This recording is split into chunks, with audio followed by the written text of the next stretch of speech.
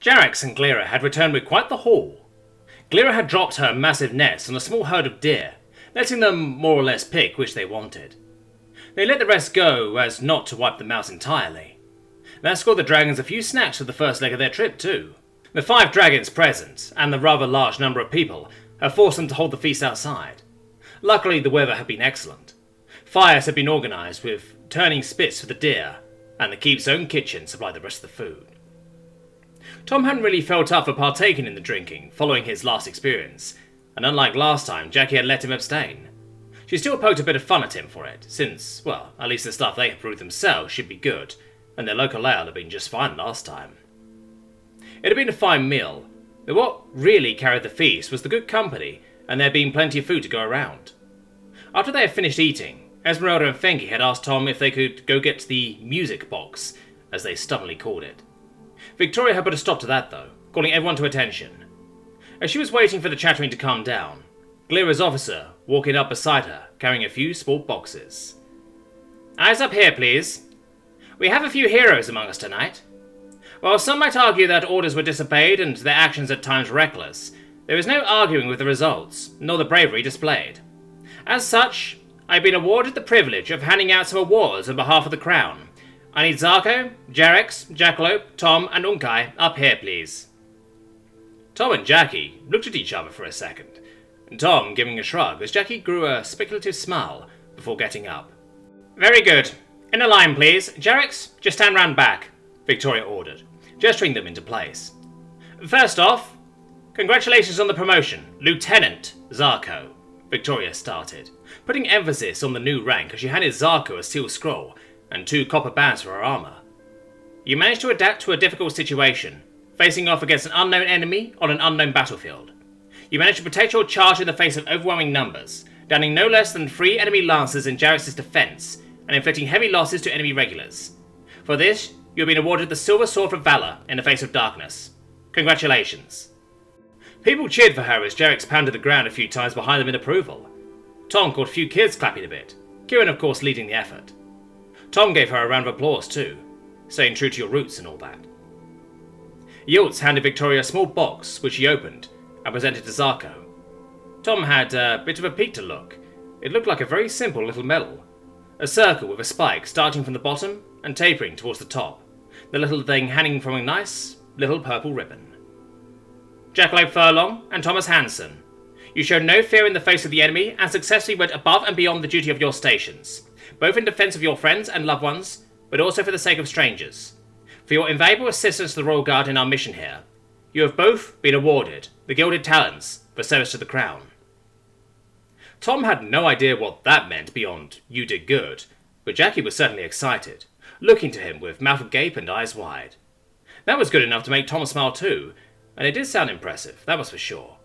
It was an actual gold medal, or perhaps just gilded, but it looked rather intricate, clearly depicting a pair of clawed raptor-like feet swooping down to grab something. Unkai Tilar, for services rendered to those in need, and for caretaking our alliance with the Protectors of the Forests, you have been awarded the Order of the Shieldwing. Congratulations.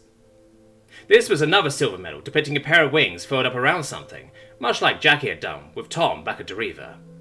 Jarex, for successfully defeating a hitherto unknown enemy, and 3 of them at that, as well as facilitating the rescue of the Highstone Line and Deriva Keep. Your name is to be inscribed upon the ivory column.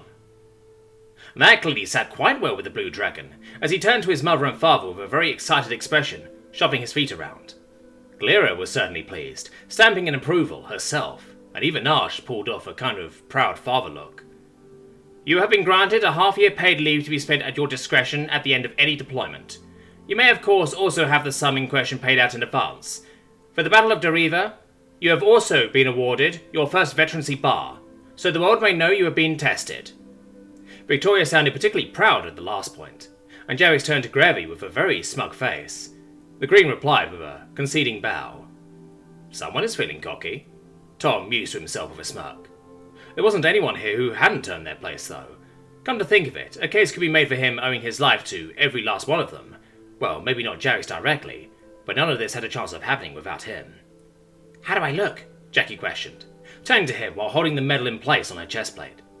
She struck what Tom assumed she thought was a heroic pose, looking off into the distance. Like you belong on a recruitment poster for something dangerous. Nah, that would just put them off. They need something easier to aspire to.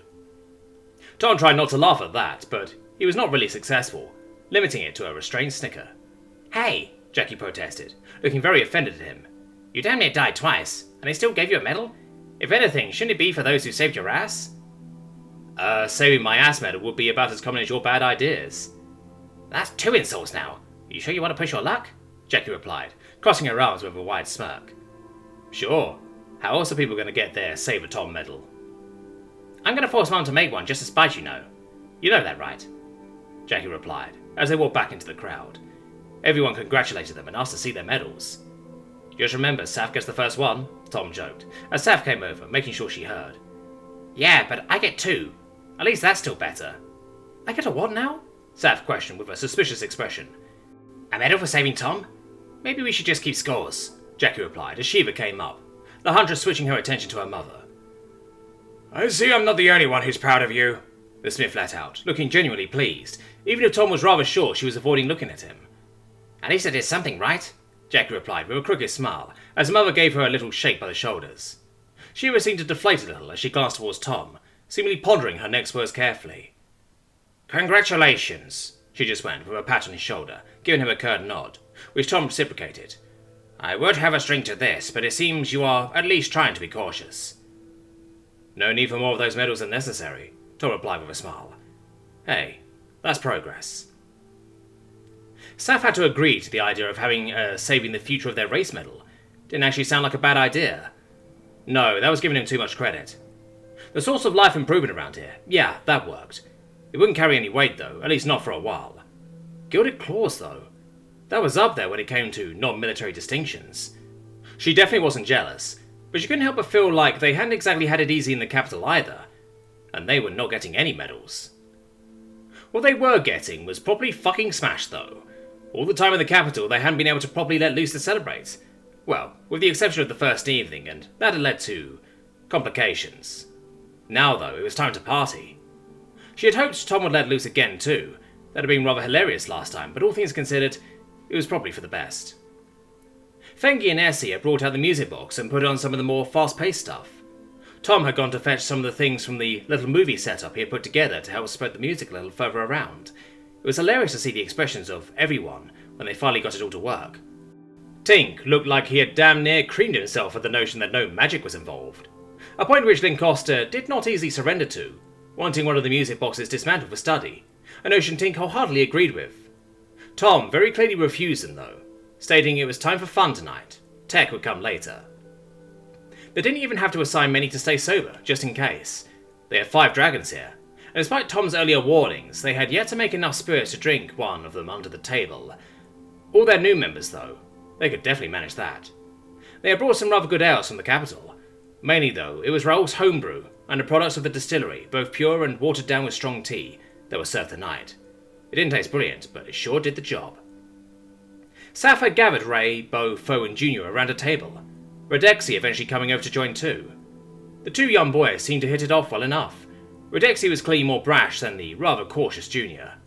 Sapphire grew even more convinced Junior probably hadn't had that many friends before, but he looked happy right now, though, so that was nice. With Redexi leading the charge and the clearly new experience of trying actual liquor, they soon had him talking though, mainly about some of the dumb things he and his father had done. Ray had at first been reluctant to drink with this many people around, but eventually she did get going, quickly turning into an absolute bundle of joy. She made it very clear she still didn't believe everything that was going on, joking that she hadn't dared to pinch herself yet, fearing she would wake up. Sapphire had been quick to reach over and give her a hard pinch, chuckling all the while. Seems real to me. I know, it's amazing, Ray retorted, seemingly not minding the pinch. He even said I might fly again. I don't understand this place, Bo let out as she took a swig of the watered-down liquor tea. How would you even do that? You just need to go with it, Saph replied. There's no way to keep up, not with all of it at least. It gets even worse when he starts talking about home. Oh, come on, I'm not that bad, Tom replied from behind her, sitting down at an empty spot. So then, no dancers here? He questioned, looking towards where Fengi was currently doing her best to show up the competition. Many Carabrera and one younger royal guard Saph didn't know. Might do at some point, Foe replied, lifting her mug to salute him, which Saph was fairly sure was empty again by now. Give me an example of something crazy, the young woman questioned, leaning forward on her elbows. We fly faster than sound, and pretty much everyone can talk with everyone no matter where they are, Tom replied with a shrug, clearly trying to make it sound like no big deal. Sapphire knew him well enough to know he was saving the confused reaction for the others. Bo seemingly took Sapphire's advice and went for another draft of her mug, shaking her head in disbelief. Sound has a speed? Junior questioned, as the hairs tilted all around the table. Sapphire letting out a little sigh. She knew where this might end up going. Don't get him started. We'll be here for a week. No offense. Some taken, Tom replied with a grin. It would be a shame to have to do it twice anyway. Did Lancaster get you yet? Only for a little bit. She seems nice. What do you think she would think of the phone? Oh, she would love that. Actually, come on everyone, around this side. Let's take a picture with some of our new faces.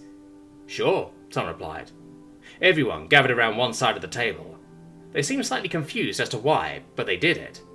The flash got the attention of pretty much everyone around. Sapphire snickering a bit at Glera, who started scanning around trying to see where that had come from. Jax eventually explained the situation, leading to a rather annoyed-looking female blue scowling at them, though her expression soon turned thoughtful. The picture had come out very nice, and all of the others were utterly enamored by the impromptu artwork. Jackie had come wandering over, seemingly nicely buzzed as she sat down with Tom, using her as a backrest as he had started showing off some pictures.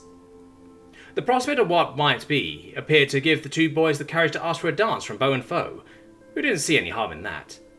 I can dance too, Jackie declared, getting up to follow the four youths and turning back to pick up Tom, who hadn't grasped he was coming too. Saph again found herself unsure how to feel about that. They had long joked about who would be the first to find love. Technically Jackie had beaten her before, but even Jackie agreed Balathon hadn't counted. Now though, it would seem she had definitely been beaten. Still, she was hardly the only single person around. Hell, Rachuk was in his 50s by now. With the amount of people here tonight, it was a virtual smorgasbord of choice by Frontier standards though. Why not? Sapphire thought to herself, turning to look at Ray, who was the only one left at the table now. Come on, let's go see if anyone is up for a round on the floor. I haven't danced in... I don't know exactly. Don't let Fengi hear that. She'll spend the rest of the night teaching you, Sapphire replied with a smile, getting up. Come on, we can just watch if you'd rather do that. Ray relented with a worried smile, as they too made their way to the little dance area they had going on. They kept outside the bounds, for now, just enjoying the spectacle and the strange music. It looked like Ray found the happy, upbeat song very enjoyable, soon humming along to a few bits. It was good to finally see Fengi get some proper competition, though she still held the spot as the best dancer around, after properly dusting Foe. She's really good, Ray noted, as she stood looking at the younger people dancing away. You need a hobby out here, otherwise it gets a little boring. Well, you used to need a hobby. I used to collect things, you know, little knickknacks for the house. As long as you don't take any of Tom's weird little things, though he certainly has quite the collection of oddballs. Think you'll let me see them? Of course. It's going to be harder to stop him. After a while of enjoying the music, Saph tapping to the beat as it played, Rodexi had run off towards Jarex. The other youths turned expectantly towards the dragon. It had taken quite a while to try and sell the idea, Tom and Jackie eventually going over as well to add their voices. When Fengi joined in, doing what she does best, Jarex had, to Sapphire's amazement, buckled under peer pressure. There were many strange sights to be had at the keep, but not all were of Tom's design, as the 8-ton dragon had a go at some dance moves, something he clearly knew absolutely nothing about. Fengi, of course, quickly setting about teaching her new student what she could come up with that would work, even getting down onto all fours herself to try and show him what she meant. She's eventually got Jarex to the point where it actually looked like he had a plan. It could hardly be described as graceful, but it was actually dancing, of a sort. When Glera had broken down laughing, it had only spurred the young dragon on, looking to his mother and father as he turned the grassy field to a dirt patch. I love this place, Sapphire said to herself as she watched the spectacle. She had a quick look around at all the laughing faces and people generally having a good time. Unkai looked like he was trying to psych himself out to ask Fengi out again, though he was seemingly not drunk enough yet. Saph and Ray moved over to help Esmeralda and Kakashi keep some excited kids from running over to the dancing dragon, now that all attention was aimed squarely at the dragon. Need a hand?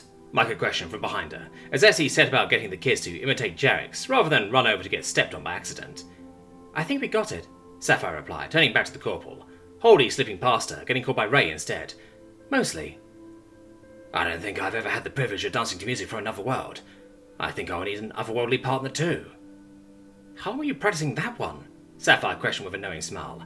It might have been cheesy, but at least it was new. Best not to mention. The corporal wants to dance with the champion. Sapphire struck a thinking pose, looking him over. Miko definitely seemed like a nice enough guy, and he looked just fine. A little spindly, but fine. I don't see anything wrong with that, Sapphire replied, just as a smile started to fade from his face, much to her own amusement. Did you see Jarrex? Kieran questioned, who had found Tom and made it to his usual resting spot after slipping away from the rest of the kids. Arms, legs, and tail dangling off the side of Tom's head. I sure did, Tom replied cheerily. Tom truly sucked at dancing, and he was sober, which really didn't help. Luckily, Jackie's need for the dance floor had not lasted long, being broken by that truly ridiculous display by Jarrex.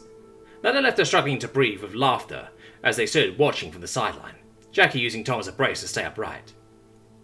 After that piece of entertainment came to an end, Victoria had come over with Gleria's head officer in tow. He introduced himself as Major Jordan, asking if perhaps they were interested in a little friendly game in the chat. He had originally wanted to play some game that Tom had never heard of before, but after a fervent sales speech from a semi-drunk Jackie, Tom now found himself teaching poker to a table of dragonettes for the second time in his life. They had started off without bets, though eventually Major Jordan had wanted to put some coins down. The knowledge that Tom was technically speaking broke in that sense had caught them off guard slightly. They had settled on drinking poker as a compromise, with Jackie drinking on Tom's behalf. After not having won a single hand during the warm-ups, even Jackie relented that she wasn't really much good at this. It was blatant cheating to have a drink, but oh well. The faces Jordan and Victoria had pulled at the drinks betrayed they were definitely used to better stuff. Tom had considered fetching a good bottle, but eventually Victoria had sent one of her crew to go fetch some from Baron's supplies. That certainly made Jackie more willing to take on her role in the proceedings too. Dakota and Anchor had joined in after a few hands, and by now the mood was getting rather merry at the table as stories were exchanged. Tom went in depth as to just how they had pulled off a victory at Deriva Keep. He had also broken his little rule as well, trying a few sips of what turned out to be a really rather nice brandy. It still made him feel a little odd though, so he elected to not push his luck tonight. Look, 2 red ones, Kieran let out, reminding Tom of just why the game was probably quite fair despite him being sober. Ah, come on Kieran, not cool, Jackie protested at the prospect she was likely going to be drinking again soon. Tom felt her give the little guy a fist bump, as he cursed their little arrangement a little. That's good though, Kieran replied, clearly trying to sound confused. But they shouldn't know that, Tom clarified, as he just rolled with it. He might have a handicap, but it wouldn't seem any of the dragonettes had thought about just how clear a tell those ears were. It also helped that at least Jordan seemed to fall easily enough at misdirection. As expected, Tom lost that particular hand, much to Jackie's delight. As Tom was dealing out the next hand, he spotted Saf and one of the Royal Guards walking off, looking rather chummy. He smoked a bit as he looked back to Jackie, who had gone excited about the next song coming on. I'm on the highway to heal, Jackie shouted out, doing her best fist pump. Tom relenting to sing along. I don't know what it means, but I love that one. I still think we should do this right. It is a betting game, right? Jordan protested once Jackie reached a part of the song she couldn't quite remember. On looks, Tom would put the major somewhere between Dakota and Victoria, so in his 60s somewhere. He spoke with experience, but that might have more to do with the eye patch and missing fingers on his left hand than his actual age. Because he behaved more like, say, Saf and Jackie, or even full of life and judging by how he played, rather reckless. Who's winning? Jarvis questioned, craning his neck to get as close to the table as he could. We aren't playing with best tonight, Tom clarified for the dragon, looking up to the curious face. Why? Afraid you would lose? I don't really have the coin required, Tom replied, with an overabundance of eloquence which came off as only slightly mocking. I'd sponsor you. I get half the winnings, though. Was all Tom got out before Jordan cut him off. 10 gold pot? Deal, Jags responded, looking expectantly towards Tom. Ha, excellent. I can lend you the coin for now, I know you're good for it. Victoria in too? The Colonel seemed to weigh her chances, looking towards Tom with an uncertain expression. She had fared better in the game than the Major had, but she was definitely inebriated by now. She seemed to hold her liquor well, though. I reckon it will be for a good cause. Mainly annoying Baron. I'm in. Excellent. What about you, ma'am? The Major questioned, looking to Dakota. I can do that. I doubt it's going to be leaving the keep anyway, Dakota responded, as she glanced at Tom with a knowing expression. Dakota was the only one here who had actually played poker before, after all, and she was at least decent at it. Big one is a silver, small is a copper, Major Jordan went, as he started counting out coins, placing them in front of Tom. Blinds, Victoria corrected, as she put some different coins on the table herself. Dakota got up though, excusing herself for a second. Hey, Dad, want to see how to make money? Jarek said, looking to where the 4 other dragons had settled down for the time being. Please tell me you haven't taken up your mother's gambling addiction too, his father replied, though the tone was more goading than disappointed. It's an investment in something you have faith in. You told me that yourself. Art shook his head a little as he trotted over. Glira also had taken an interest in what was going on. Hey, Baron, I reckon you and Victoria are about to lose more money because of my son, Glira let out, after she figured out what was happening. That drew Baron's attention as he got up with a deep sigh, which seemed to correlate to Grevy following him over too. From what Tom had seen, the young green seemed to stick to the older dragon like glue. Tom thought back to the days of playing poker for fun with friends over who was going to clean the kitchen, or the rare instance of strip poker, if there had been girls present. Now, though, there was actual money on that table, and rather a lot of it too. And he had quite possibly the scariest crowd in the history of poker. At his side was a rather drunk Jackie and a half-sleeping kid. On his head. How did my life come to this? When Dakota came back, she didn't take her seat. Instead, she led over a rather bewildered-looking Esmeralda, who sat down. God damn it, Tom cursed. Sure, he had beaten her before, but she was definitely better at this than Dakota. He deposited Kieran into his mother's arms now that they were free, and instructed Jackie to not look at his cards. Who knew that if anyone was going to give the game away, it would be her in this situation. Jordan seemingly hadn't learned much from the first rounds, being as easy to read as a book. Victoria, though, had clearly figured out Tom was paying attention to her ears, fooling him a few times. She seemed to struggle to figure him out in return, though, so it became a mostly fair game, with Jordan going bust rather quickly. Essie was easy enough to read, but the reverse was clearly also true. It didn't take Tom too long to start finding other tales of Victoria, though, mainly that she needed time to think when she had something good. As did Essie, for that matter. He guessed they weren't quite down with the rules and cards yet, so they needed to go over them in their heads. Slowly, yet steadily, he began ripping Victoria off hand by hand to her evident annoyance. Essie played very cautiously, which resulted in her and Tom being the last 2 at the table. With only 2 playing, and Tom having a large cash advantage by now, it wasn't long until he managed to sucker her into an overbid, leaving her so broke it was easy to take home all 40 gold for him and Jarek's. Essie looked back to Dakota with an apologetic shrug, Dakota still holding the smile from earlier. Tom reckoned she was confident in the money still going towards the projects of the keep, which is probably correct all things considered. Jordan and Victoria weren't upset either, giving him a handshake and congratulating him on a game well played. See, I told you, Jarek let out, sounding rather proud. Just made 15 gold without lifting a claw. That's good business. I can't fault you there, Archer relented. Glira also appeared rather pleased with the result, as she gave Archer a rather hard, if playful, shunt to the shoulder, which Tom reckoned would have crushed him into a fine paste.